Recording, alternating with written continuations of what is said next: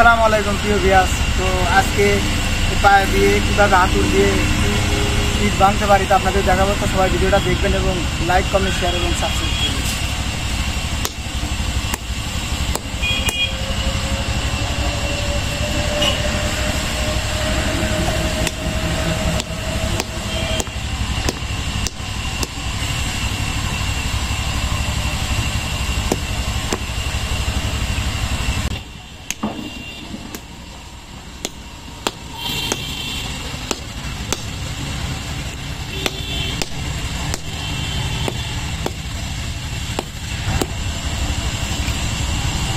প্রিয় ভিউয়ার্স, আমাদের মুদিখানা দোকান দেওয়ার জন্য রিংটোন ঢালাইয়ের কাজে হওয়ার দরকার, সেজন্য আমি পায়ের মাধ্যমেই এভাবে আমি ভাঙতে পারি। সবাই দেখতে পাচ্ছেন।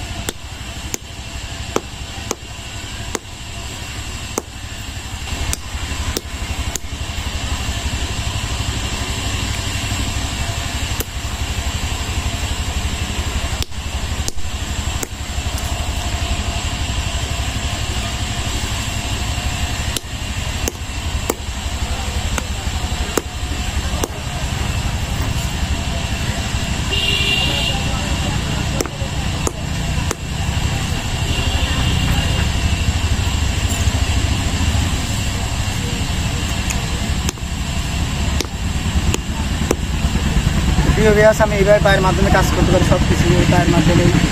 সবাই ভালো থাকুন। আসসালামু আলাইকুম ওয়া রাহমাতুল্লাহ।